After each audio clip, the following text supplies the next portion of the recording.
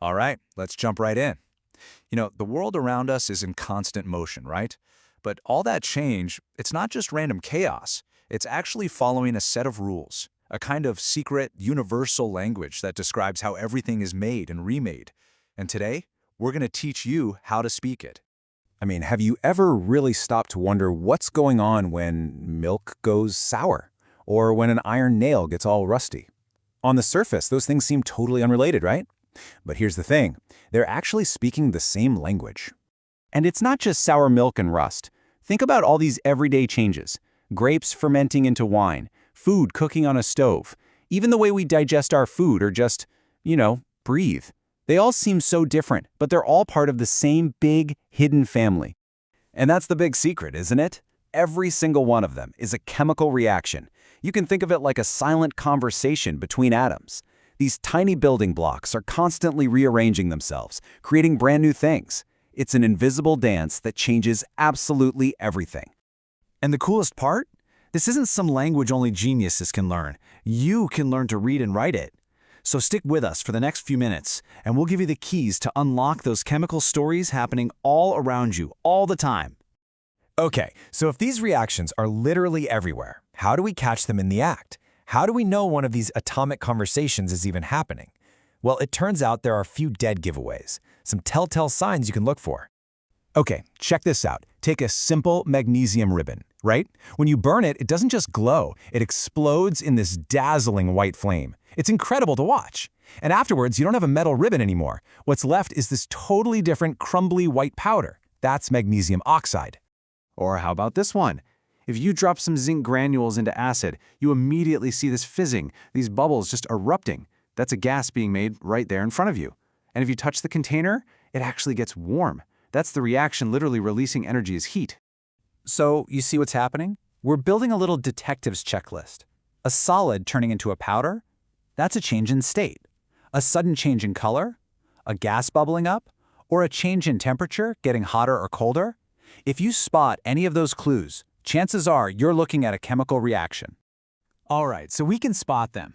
But trying to describe these things with words is, well, it's kind of clunky. It's like trying to write down a recipe by describing every single motion.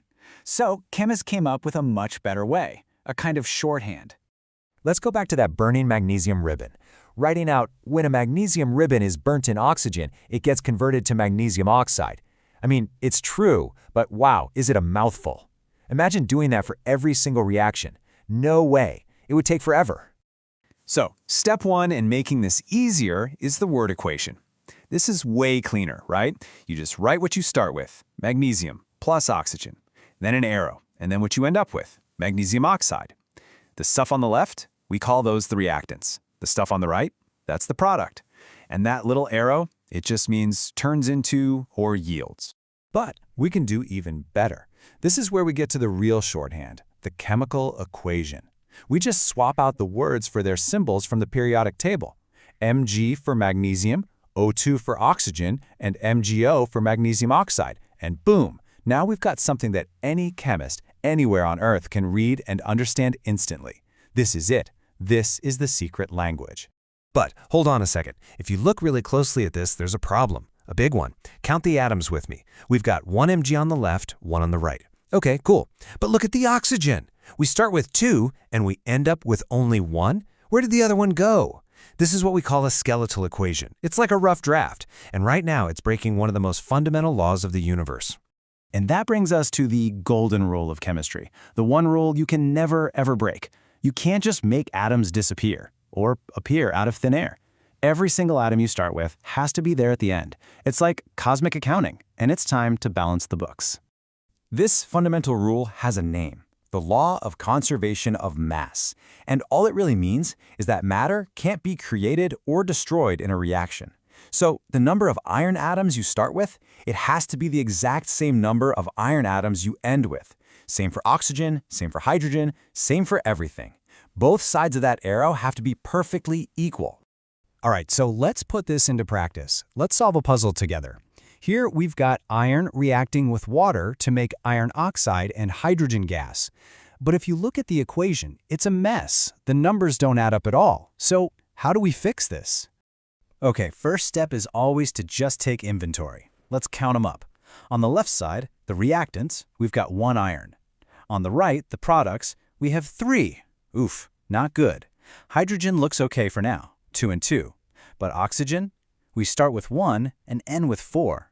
Yeah, we've definitely got some work to do here. So a good little trick is to start with the most complicated looking molecule, which is that Fe3O4. Let's tackle its oxygen atoms first. We have 4 on the right, so we need 4 on the left. The only way to do that is to put a big 4 in front of the whole H2O molecule. Now our oxygens are balanced, 4 on each side. Great. But, that just messed up our hydrogens. Now we have 4 times 2, which is 8 hydrogens on the left. Okay, no problem, we can fix that. We need 8 hydrogens on the right to match the 8 on the left. We've got H2, so we just put a 4 in front of that. 4 times 2 is 8. And, just like that, our hydrogens are balanced. See? We're getting closer. All right, last piece of the puzzle. Iron. We need 3 on the left to match the 3 on the right. That's an easy one. We just pop a 3 in front of the Fe. And let's double check. 3 irons on both sides, 8 hydrogens on both sides, 4 oxygens on both sides. We did it. It's perfectly balanced. The law of conservation of mass is happy. This whole process, this back and forth, is often called the hit and trial method. You just follow these steps. List your atoms, find the biggest molecule to start with, and then start plugging in those big numbers, the coefficients, in front of the molecules until it all evens out. And the most important rule of all, never ever change the little subscript numbers inside a formula. That would change what the molecule is, and we can't do that. So now that you can write and balance these equations, you can start seeing something really cool. You can see that chemical reactions are a lot like stories, and they fall into different genres. And once you know the genres, you can start to predict the endings.